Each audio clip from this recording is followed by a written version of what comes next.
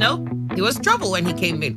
So that song dedicated to Adam Soshomole, hoping that, sooner than later, they'll be able to sort all of this out. And maybe, who knows? The next band might just see Adam surmounting all of these challenges and coasting his party to victory. Maybe, maybe not. Welcome to the show. This is Today 95.1 FM. I am Annie Abdusalam, and this is today's quest. We'll be starting a newspaper review in just a moment. Wake up to today's quest. Wake up. All the news and information you need in one go. Get started with the best of sports, lifestyle, analysis, and Annie. Can you feel it? Can you feel it? Can you feel it? Wake up to today's quest with Annie on Today 95.1 FM from 6 to 11 a.m. weekdays. Fantastic.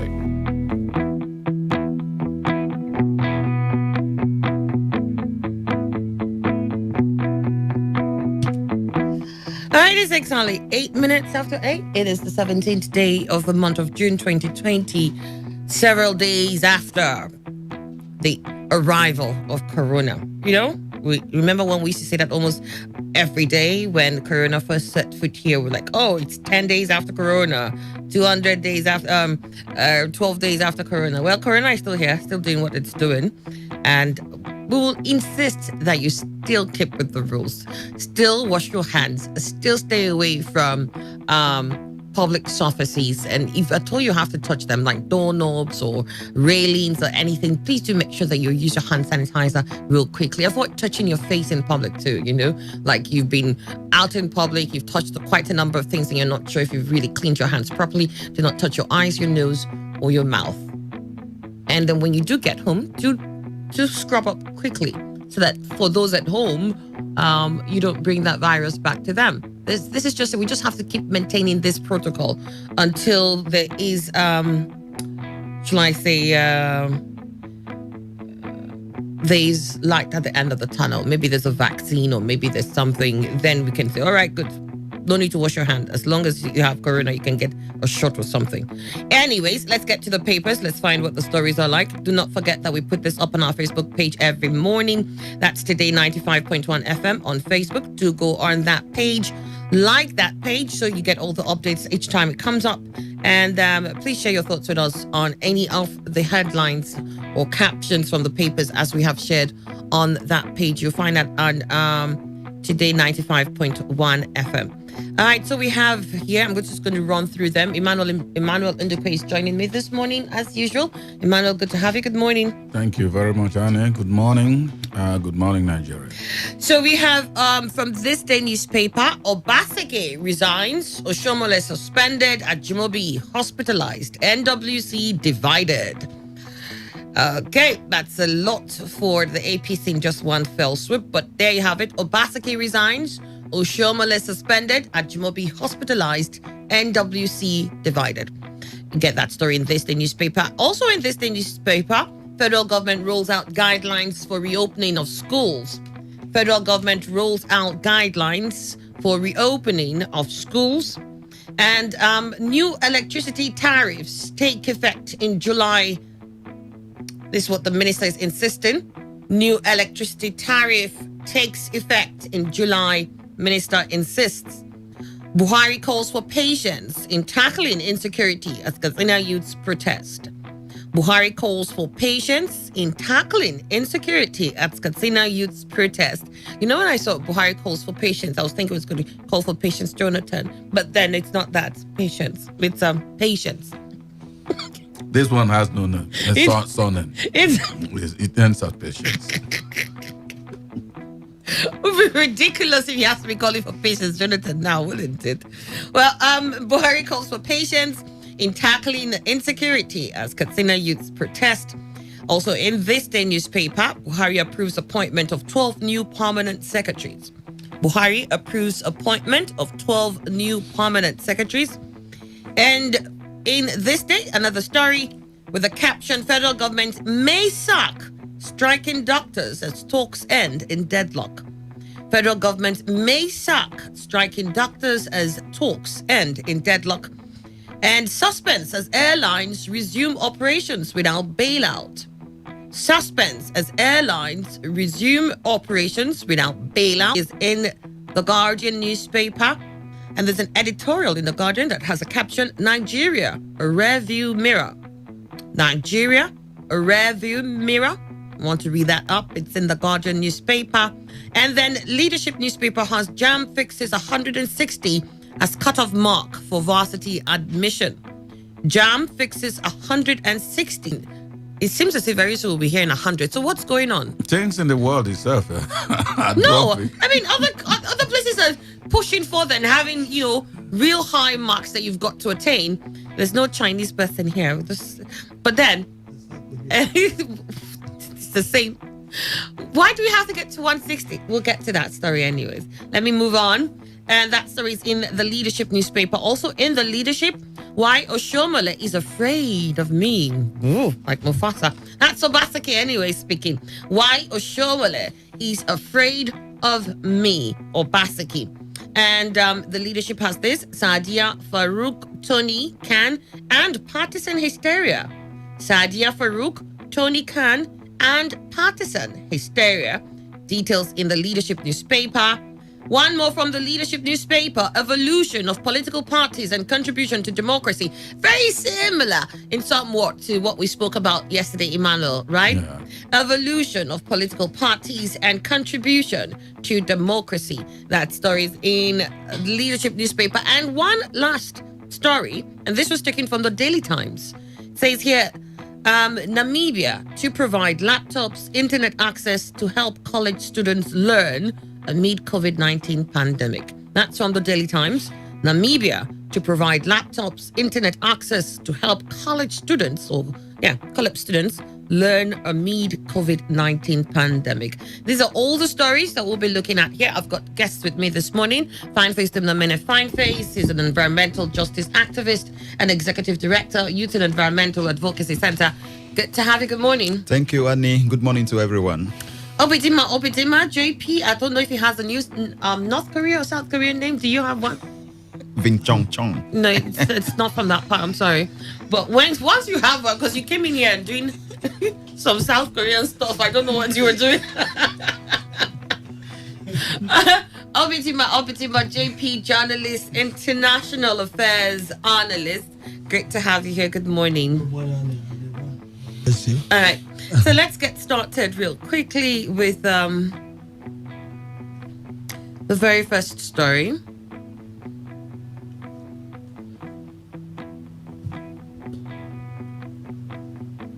Obasake resigns. Oshomole suspended. Ajimobi hospitalized. NWC divided. All right. So it says here that the crisis rocking the All Progressives Congress APC took a new twist yesterday with a court of appeal upholding the suspension of Mr. Adams Oshomole as the national chairman of the ruling party and the Edo State Governor, Mr. Godwin Obasake, renouncing his membership of the party. To stave off a leadership vacuum in the party, its National Working Committee convoked an emergency meeting to find a replacement for Oshomole. The NWC members, in line with Section 14, Sub 2, Section 3 of the APC Constitution, named Deputy National Chairman South and former Oyo State Governor Senator Abiola Ajimobi as the interim national chairman. However, Ajimobi may not be able to discharge the functions of that office for now, as he's said to be battling for his life at an undisclosed hospital where he is on admission for treatment for a disease suspected to be COVID-19. In his absence and in line with the APC Constitution, the party would have to mandate its national vice chairman, South Chief Hilary Ita, to act instead. This day gathered that the NWC meeting was a stormy one as members were sharply divided.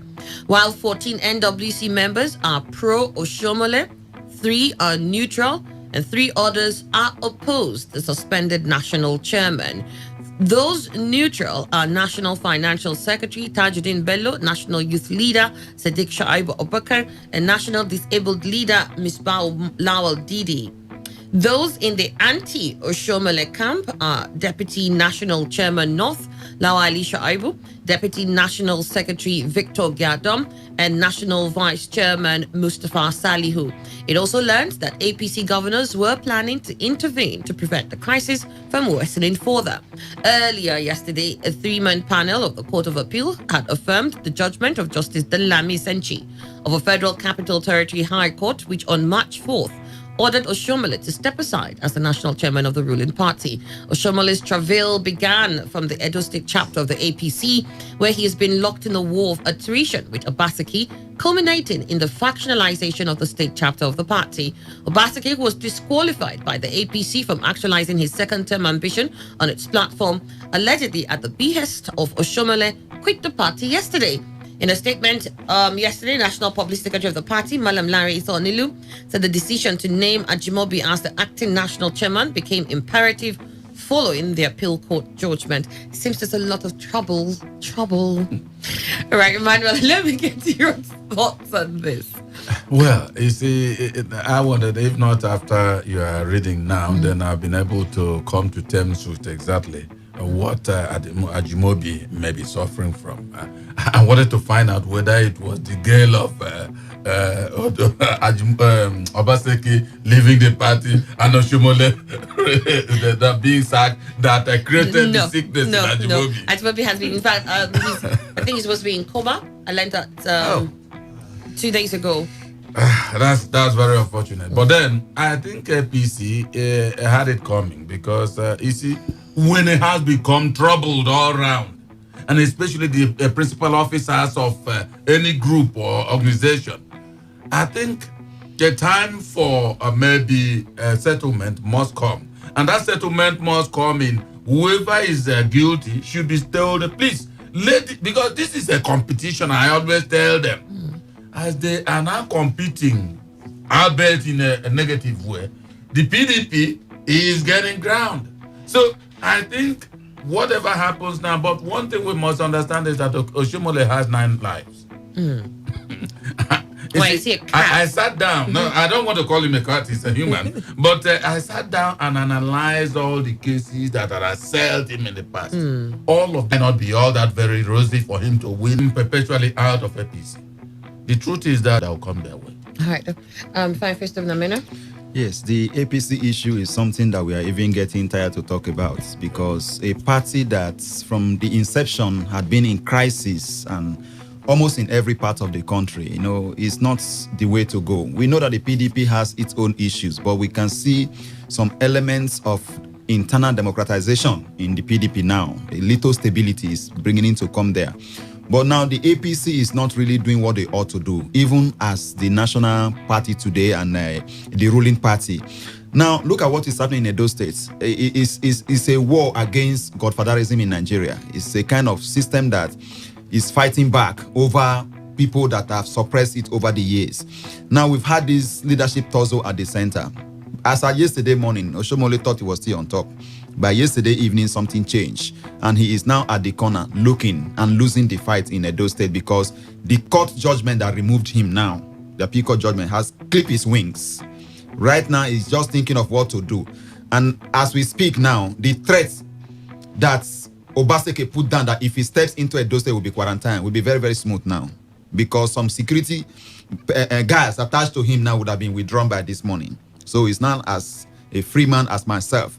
Now, this Thursday, I believe the Constitution will solve the problem. The Constitution says somebody from north or south. I remember the last time Oshomole was removed before they went to appeal. It was a Rivers man, Victor Gyadom, that took over. So Victor Gyadom is insisting that he's supposed to be the one now. Exactly. But they said it's Hillary. Yeah. But I think the person to take over, according to the Constitution that we saw on their Twitter handle this morning, comes from the area where the party chairman comes from. And that is Victor Gyadom. So I think with a little sentiment, they should give it to Victor Gyadom. Look at Rivers man. You people can like this for yourselves. All right, let me get to a bit in my. And the Kogi people don't like no, this. we don't. We're not. Yeah. We don't have our hands in all the pies. COVID free state, in quotes. Yeah, we're not like you people that are dying 20 something. How many now? You're About counting. 25. Yeah, all right. And Oh, you say somebody may have crossed the ocean have also crossed the river or may not cross the pond. You know, Oshomole, he may have been surviving certain battle, but I think he has come to his sweet end. I'm sure that the APC governors may be emboldened with the development now to clip Oshomole finally, so that they can have respite in the party. The point there is that it is not a good time for APC, especially in Edo State. The primaries will be closed by 27th of this month. And with this development, there's no way Oshomole can coordinate this properly in Edo State. He may not step into Edo State. It becomes very difficult. So there could also be other interests within the party that are not in support of Oshomole. This is the time now. This is the opportunity provided for them to undo whatever he is doing. So APC is in a dilemma presently, and I also blame their leader, the president of this country. Why Rome was burning, Nero was sleeping. The president Buhari have been sleeping while the party is burning. And there is no impute he's making as the father of the party to ensure that that fire is extinguished. You know? So, Osbaseke had left the party. He had been doing his consultations for the past few days. And I'm sure that he's laughing. You know, The some people best think that laugh. Obaseke shouldn't have left. That look, now Shomole is gone. No, so no, to no. say, he's suspended. Yeah. That now he could still remain with the APC and manipulate, whatever he can. No, it's not good. But for now him to- he's left. Yeah, it's not Because good. remember, his ally, who is also the APC chairman of Edo State, said he's not leaving. He's not defecting alongside with him. Yeah, you see, it's politics. The chairman cannot go. The party will still remain there, at least to give a kind of justification for those that will defect to PDP. You know, on the ground that the party is factionalized, because that is the only area even Obaseke can also defect to PDP. So the point there is this: it will be infantile on the part of Obaseki to remain in the party that has rubbishing without anybody raising dissenting voice. It may not bode well. He may not even know or even predict whatever action that may also take place, because Tinubu is still a kind of wielding a power that nobody can even describe within the APC. And the thing is that he left. Maybe with PDP opening their hands and their door for him to come in. I think that is a very good relief for him. And eventually, All right. he'll be playing the politics now without much hassles in Edo State. For me, Next man. I think Obaseki will be very much in error if he should remain in APC. Because in the first place, there's no time on his side. Yes. And there's no ring of certainty that even he will leave, continue flying the flag of APC there after everything with Tinubu and all the rest of them. And checking the antecedent of Oshomole. What if he bounced back? So what happens to him? So where he has a respite, it seems at least he should go over there. Annie, Yes. I would like to add a little here. Yesterday, when Oshomole was removed, a journalist contacted me to react to it. And this is what I wrote. I said, this is politics of developing area. This is federal intervention to control Oshomole and retain Edo State as APC state. All prior actions of Oshobaba may now be null and void, Obaseki disqualification inclusive. If Obaseki refuses to return to APC and goes ahead to defect to PDP because he had already gone far in his defection plans, APC National Working Committee and the federal government will react by stepping in with federal might to wrestle Edo to remain an APC state.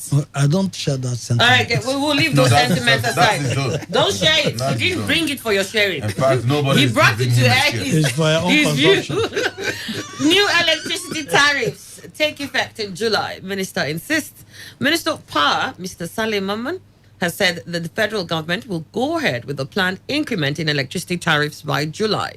Maman spoke yesterday in Abuja at the investigative public hearing on power sector recovery plan and the impact of COVID-19 pandemic organized by the Senate Committee on Power. He expressed concern that the impact of the COVID-19 pandemic has also affected the plan for the repositioning of the electricity market towards financial sustainability under the power sector recovery program. According to him, the Nigerian Electricity Regulatory Commission, NERC, following the completion of public consultation on tariff review, initially planned a tariff review in April. Maman, however, said due to the COVID-19 outbreak and the customers' apathy, the proposed tariff review was delayed by 3 months. The impact of this means the subsidy being incurred in maintaining the current tariff level had to be maintained till July 2020, when the proposed tariff review will be implemented. The challenge we're currently facing in the development and expansion of our transmission line is budget and release of the federal government's commitment in the estimated sum of 32 billion naira, primarily for right-of-way acquisition and environmental impact assessment. So, this is what they're saying.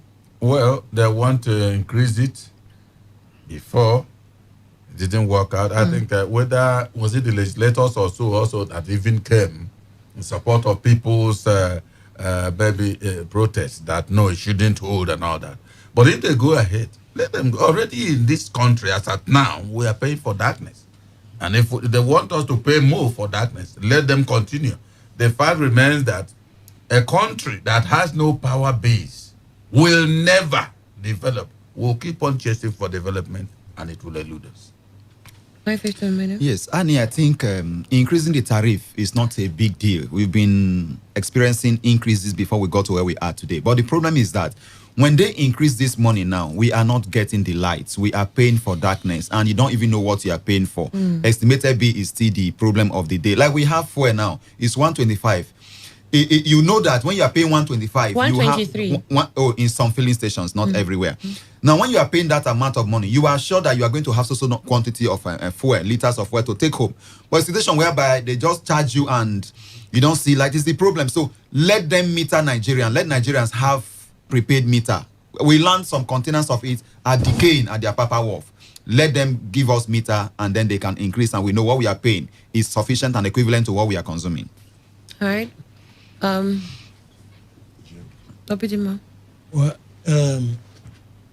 when I hear this kind of story, I remember the book There Was a Country, written by Professor China Chebe.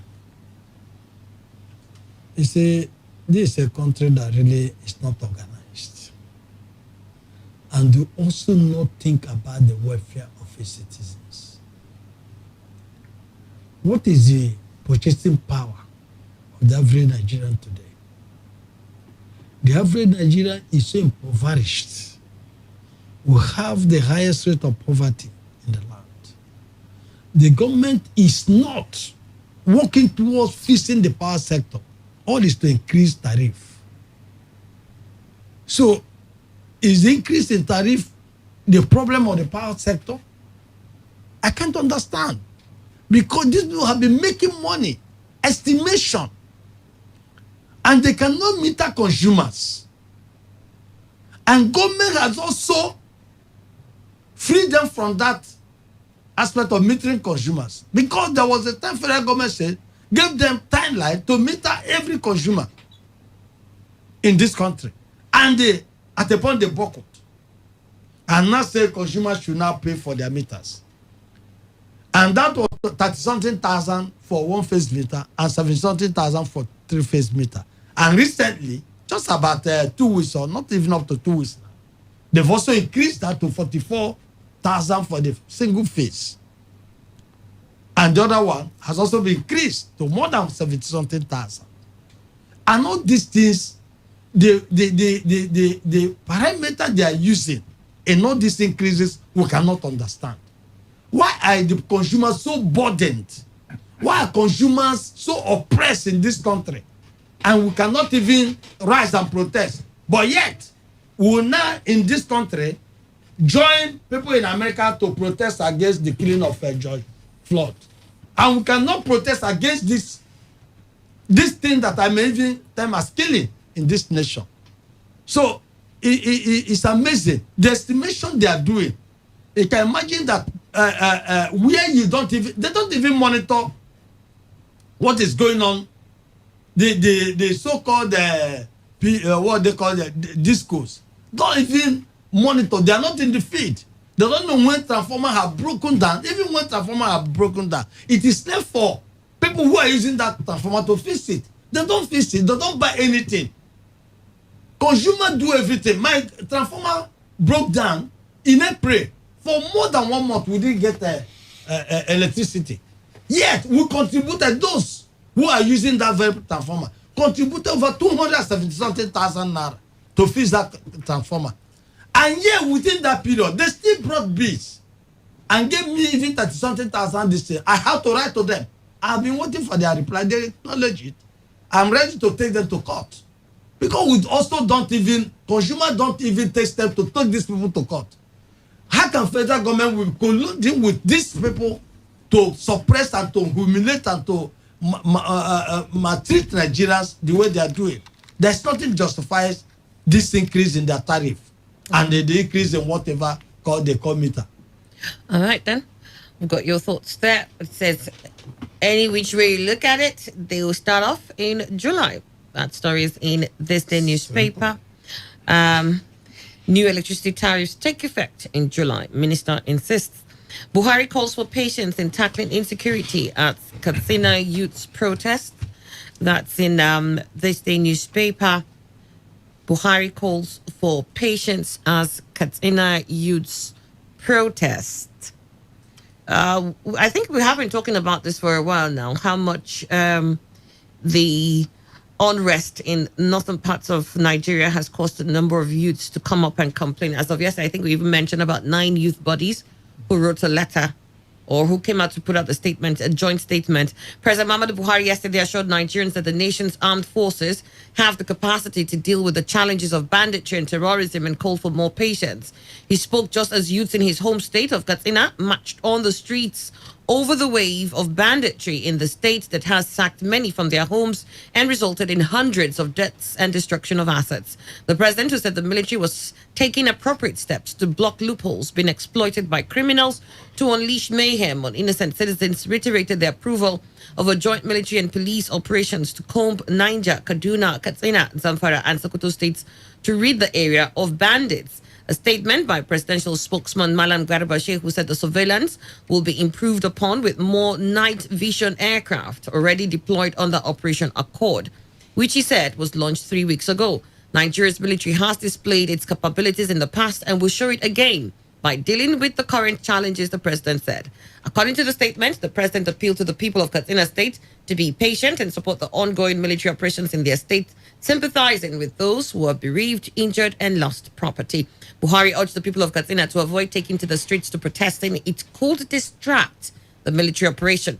It also added that the president urged Katsina indigents not to give up on the military over the years have a strong track record of quelling crisis once given enough time. Well, for me, I think seeing will be believing. All that he has said are promises, and the promises have continued. It has never ceased.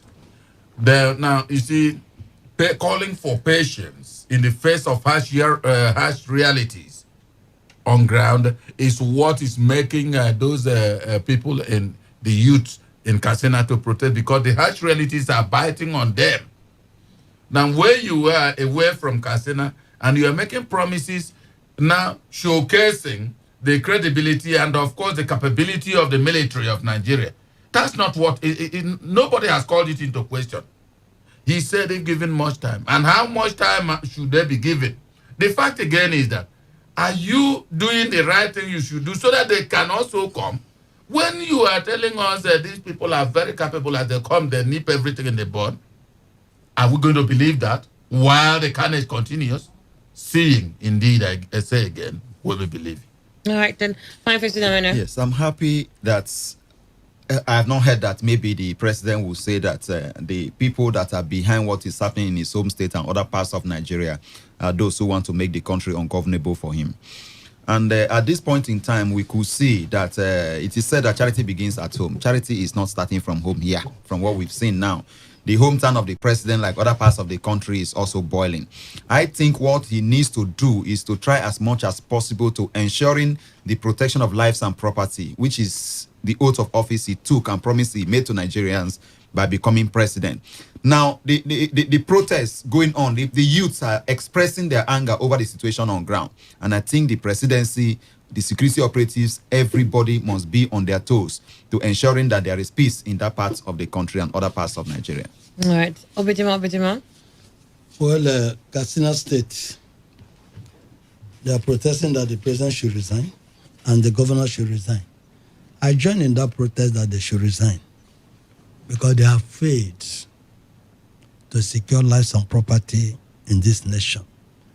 The president's asking them for patience, says the military is swooping in now. He says they have been given extra night vision jet planes with which they'll be able to tackle the problems. He's also assured them that the military will be able to do the job it's doing and says that they should be careful not to protest, or he asked them not to continue with the protest as this may distract the military as they carry on with the joint effort with the police in curbing the bandits. I think within several states, he mentioned a couple of states, Zamfara, Katsina, Niger, Kaduna, and a few others are going to be under this Operation Accord or something that they called it earlier on. So this is what we're looking at. He is what I'm saying. He has given such order recently for the military to rat the bandits out from Katsina State. And the issue of night whatever and all those kind of things there. If those facilities were there, why are we still having sustained issue of insecurity in this nation? Why is it that every time all that we hear is decimation of Boko Haram, decimation of this, decimation of that? We thought that what happened in Chad would have also happened in Nigeria. So I may not be wrong to say that even whatever he's saying now, we also not jail.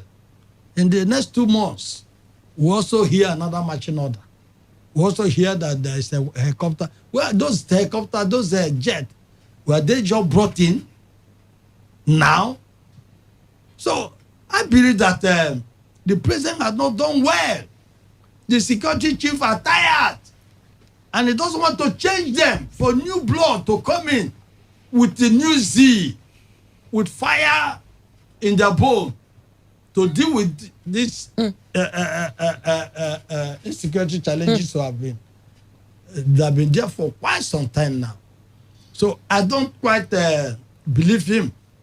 If Nigerian government should even condemn the killing of George Floyd, why is it that they should also tell the protesters not to go on? They are protesting because they are helpless. They are helpless. It's something that's happening every day. And the reasons for these killings cannot be justified. And two, we have had a story where they even said they collaborate with the community chiefs or leaders to engage in these killings. So the president should also mandate the governor of Katsina State to set high-powered inquiry, judicial inquiry, to know what is happening in that state. All right, got your thoughts there. Has it. Dr. Emmanuel Wona joins us. He's a lecturer, Department of Political Science, University of Port Harcourt. Good to have you. Good morning. Good morning, Annie. Thank you. All right, let's have your thoughts on this. Well, I think that it appears the issue of insecurity has come to live with Nigerians because, for me, it appears to be an overflogged issue. Every day we keep on talking about insecurity, and we seem not to be doing anything more pragmatic to nip it in the bud. I was thinking that the military, within this rank and file, within the configuration of the military and what they stand for, that we have strategies, or they have strategies that they can actually adopt to ensure that, especially those flash areas, are properly taken care of in terms of military intelligence. I mean, we are sick and tired of these kind of promises from the president, from our leaders. Oh, please, we are going to do something will be done. For getting to a decade now, it's the same story we've been hearing. So, which means that the state has failed in this basic responsibility of protecting lives and property. And I think for me, something is definitely wrong somewhere. And if you look at the protests, who are these people protesting in Katsina State, or particularly generally in North? Who are they? What is their pedigree? We must also take that into consideration. Because for me, it appears, because if you have something that you need to, a challenge before you, I mean, you need to do something humanly possible, everything you can do to ensure that these things don't occur again. In our place, they used to say, like, look, if something happens to a he-goat once, that he-goat will learn something before the second one happens to him again. But this case, it keeps on happening every day. Insecurity everywhere. All we hear from the state, from government, from president, from governor is, oh, well, please